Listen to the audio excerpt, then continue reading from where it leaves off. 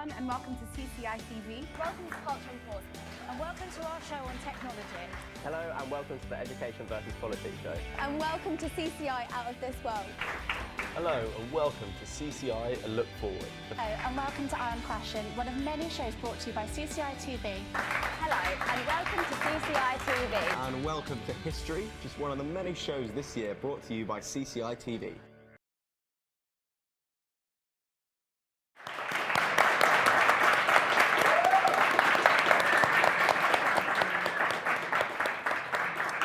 Hello and welcome to the CCI Review Show. Hello, I'm Lloyd.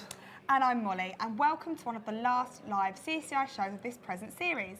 Here at the Creative and Cultural Industries faculty, we take pride in our professionally made television programmes, and our course is dedicated to achieving the best and most entertaining shows possible.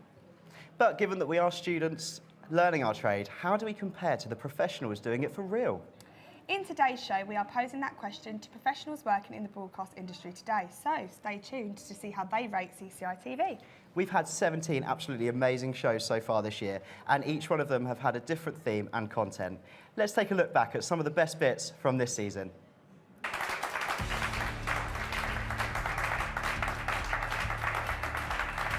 Hello and welcome to CCI TV. Hello. I'm Greg. And I'm May.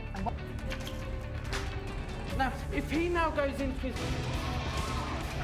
For me, but yes, I'm playing King Arthur. And now we can see what really lies beyond the stars. Waves in the stages, they've been loving me. I do love this. I think this is lovely. This is really, a really nice. False. I'll ask you this time. That has been given the chance to have a go on an Oculus Rift. You get so immersed into the game that you're unaware. To bring you this live broadcast. So, can I trust you? Oh, what a day! Molly, Thank you so much for talking about your experiences before. To be honest with you, did you want your own or did you want that there? I'm happy for that to be moved over. Oh, we've got 2 false, 2 green. I can actually announce that it's true. Okay then, let's get started. You have 60 seconds. On your marks, get set, let's go, go. Right. Happy day. Thanks, guys. That's all we've got time for today. Is about to get magical. That was amazing. I can't believe how much we've crammed into this year. We have seen some amazing things, including a dancing robot. Whoa, whoa, whoa. And who could forget my grand entrance last week? It was a dancing robot. Yeah, it it was an entrance with flags and stuff. But what are some of your favourites? Tweet us at CCITV and tell us about your favourite moment from CCITV this year using the hashtag CCITV Review. And your tweet could be read out live later on in the show. We have had some great times on our channel this year. Let's head up to Frankie, who's in the Eldon CCI TV studio, who's going to tell us more about where it all began.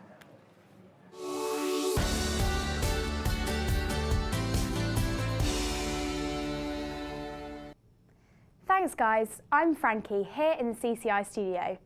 The CCI TV channel was launched in 2009 with the mission to provide a visible platform to broadcast work produced within the University of Portsmouth.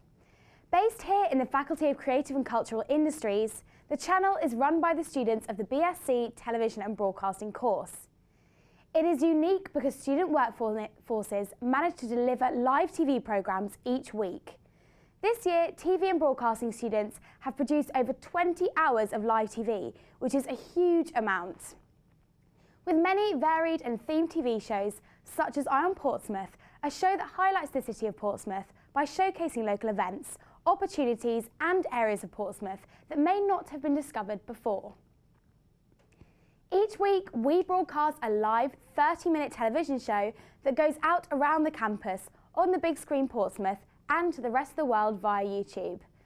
Many of our features get even more airtime on the big screen in Guildhall Square as they fit the remit really well. We always want to push the limits and test our capacity as a university broadcasting live. In 2014, the channel took on the challenge of broadcasting a 24-hour live stream of original programmes, documentaries, short films and events as they happened. A team of over 60 students and staff broadcast from 8 p.m. on Thursday the 29th of May until 8 p.m. the following day. We even managed to grab a live interview with our Chancellor, Sandy Toksvig. It's a real team effort getting on air each week, and we also have an amazing array of industry standard technology to make it all possible, and a really dedicated course team. One of the teaching team once said, "If students want to go to the moon, we'll build a rocket." And although that is a tad cheesy, we appreciate the passion and commitment from everybody that helps support us in our mission to go to the moon. We're now going to hand back over to Molly and Lloyd, who are going to take a look behind the scenes of CCI TV.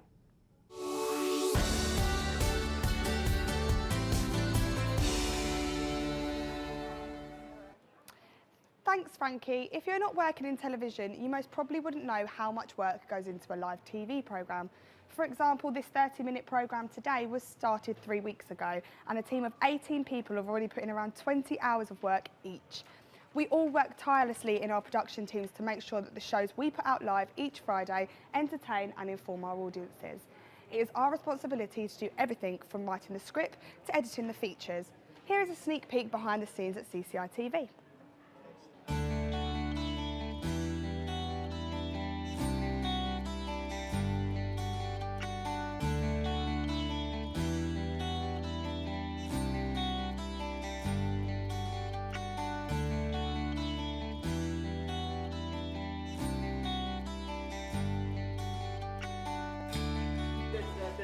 Welcome to CCI Behind the Scenes.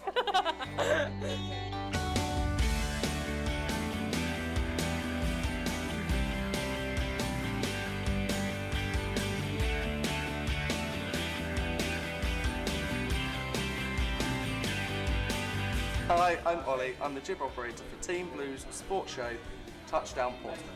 Hello, I'm Rachel and I'm the presenter talkback. Hi, I'm Jess and I'm Vision Mixer. Hi, I'm Maisie and I'm on camera. Hi, I'm Molly and I'm this week's presenter, and it's a show all about sport.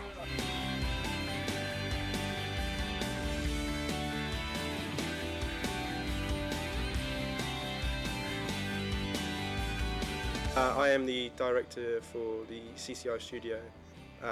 My role is to kind of make sure that all of the stuff in the CCI studio kind of runs smoothly, as well as that all of the straps and VTs and stings are played at the right time. I produced the first show of the year, Portsmouth show for the Blue team. That was really tough, but it was really good, it was really rewarding.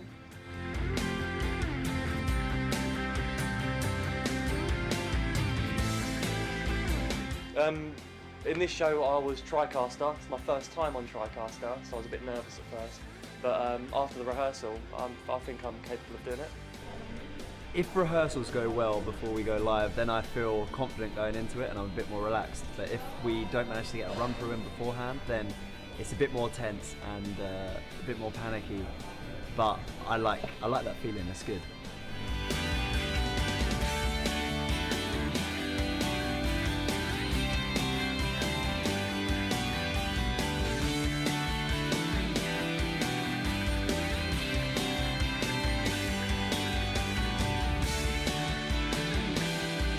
I'm in a production meeting at the moment, updating everyone on what's going on, keeping everyone up to date, making sure everyone's doing their jobs.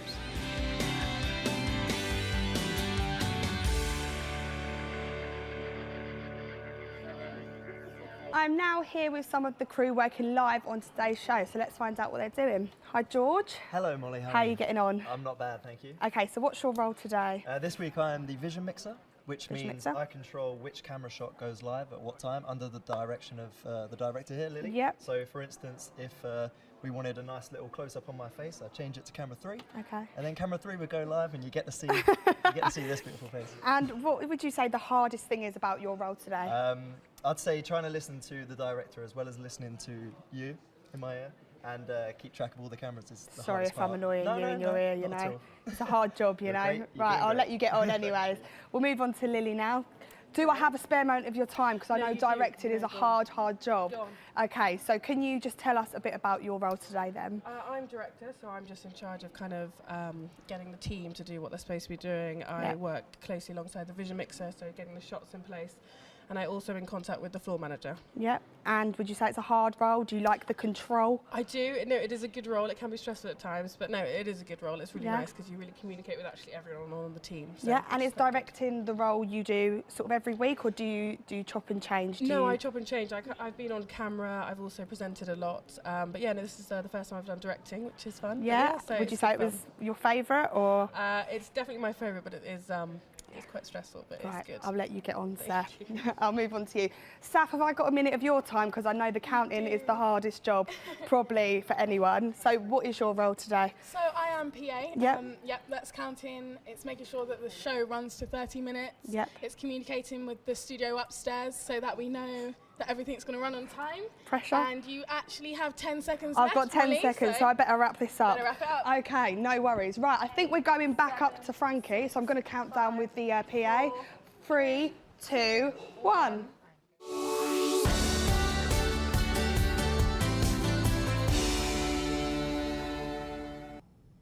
We think that the work we do here is very special. Our student-led production teams are designed to allow us to work in a very similar way to industry professionals working in the television industry. But how close do our ways of working come to this industry that we're working towards? A few weeks ago, we had a very special guest from Sky visit us at the University of Portsmouth for a tour to speak to students and to observe how we run our live shows. Angus Gurdener is head of presentation scheduling and electronic programming guide teams, and Molly was able to chat with him to get his thoughts on the TV and broadcasting course and how we run things here at CCI TV. Okay, so today in the studio we've got Angus Gardner, who is Head of Presentation and EPG Services at Sky. So thank you for coming in today, Angus. It's my pleasure. First and foremost, can you just tell me a little bit about yourself and your career in the industry? Yeah, so I look after presentation and EPG, as you said. Yep. So presentation is a scheduling team. It's kind of like the last element before all our channels go on air. So we pull in all sorts of stuff from all over the business to create the daily playlists that go to transmission. And EPG is responsible for all the data that populates all the TV listings on the set-top box. And I landed an interview at Sky shortly after leaving university and kind of was lucky enough to get a job with Sky and have been there on and off for, 15 years now. Wow. With a bit of hiatus in the middle when I went and got involved with internet gaming and a TV channel that sort of was associated with internet gaming. And I came back to Sky about 5 years ago. Oh, lovely. Okay, well, from what you've seen of what we do here at CCI TV, how do you think we compare to the major broadcasters in the TV industry? Well, it was really impressive to see the show today. I started watching it on the big screen in the square, and then I came in here and watched the tap dancing. And it's really good to see, firstly, just something being done at what I consider to be, a professional level. It's a professional broadcast, which is great. I sort of didn't know quite what to expect and whether I was just going to see sort of one camera on a fixed location, and it was great to see a studio. You had the studio upstairs, with the VR set in the background, and it looked really, really professional. So I think in that respect it relates a lot. Now my experience is not production. I'm not a producer. I kind of do the bit after people have made beautiful programs. I kind of get them on air. I wouldn't be an expert in telling you whether you're doing everything 100% right or wrong, but it looked really impressive, and it was a much bigger operation perhaps I was expecting, which is great. And so good to see so many people involved and everybody taking different roles and playing their part. You had a couple of people who looked like they really knew what they were doing in a presenter capacity. No, we're quite lucky with that, but it's like we all get to try different things, so it's quite nice as well because we all get to sort of try what we like. So say like I love presenting, so obviously I'm here doing this today, but I could also do like floor managing or producing, directing, so it's nice to get like a variety of different roles as well. And that seemed to come across. I mean the hall here was absolutely packed. I don't know whether that was a paid-for audience or what, but it was like really good to see so many people here. Yeah. And I know that kind of chatting to various of the students and with Charlie, that there's a desire to look at the sort of scheduling side of the station. And I think that's something that perhaps is a little bit off where the industry would want to be at the moment, but I know that there are plans afoot to really take that forward with a new scheduling system and to sort of develop that whole side of what you do. Because, as I alluded to in my discussion earlier, is production still a hugely important part of the industry, of course it is. Definitely. But there are so many other services within the industry that are supporting the content that is getting to our customers and to our viewers. So there are a whole raft of employment opportunities out there that are, technically speaking, I suppose, TV and broadcast. Yeah, definitely. But they're not necessarily the traditional thing of being producer, director, presenter. But there's lots of opportunity out there, and of course, even in the production world, people are expected now to be multifunctional. Yeah. So, we have, even on Sky News in various places in the world, we have reporters who are editors and producers in their own right. They're almost like a one-man band because that's the way we make TV. So would you say being multi-skilled was something that would benefit a graduate if they were going out into the world? I think so. I mean, clearly people have aspirations of what people, what you want to do. And I was chatting to someone just now who's really interested in getting into comedy production. Yeah. That's a very niche area. And I'm sure if he's got big enough ambition and drive, then he'll get there.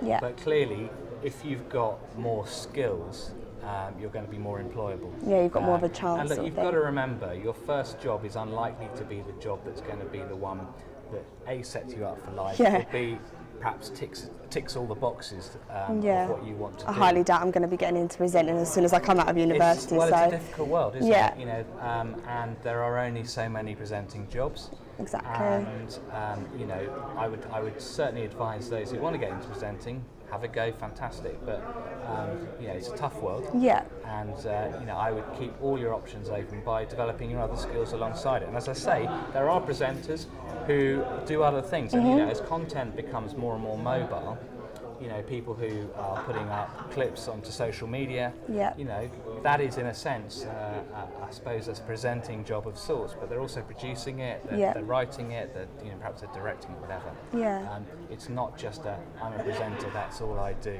Definitely. Okay, thank you. And what advice would you give to a graduate going into the television industry? Well, I mean, I think you've just got to be prepared for anything. Yeah. So, as I said, it was helpful if you've got multiple skills. Accept that your first job may not be exactly what you were looking for, but really, half the difficulty, or perhaps the biggest difficulty, is often getting into an organisation. Yeah. Sky's a big organisation. In the UK, I think we've got about 25,000 employees now. And they're not all in broadcast. Yeah. But sometimes it's about getting into an organisation and then finding your way around it and finding the other opportunities within it, because often that can be easier when you're inside than being outside and constantly applying for jobs and being disappointed. Yeah. So I'm not saying go for anything. Yeah, of course, no. But be prepared that it won't necessarily be the dream job. Yeah. A lot of people start off in running, in production. Clearly, you're not wanting to be a runner for the rest of your life, but it's a great way to get some production experience. What my team do, presentation, if you're interested in a non-production role, then presentation is an excellent route in for graduates who are looking for their first step into, the sort of what I call the broadcast operational side of TV. Okay, thank you so much for coming in and talking to us today. Thank you to Angus for talking to us. Lloyd and Molly are now in the hub with our live panel of television and broadcasting students and graduates. Let's hear their comments about Angus's views.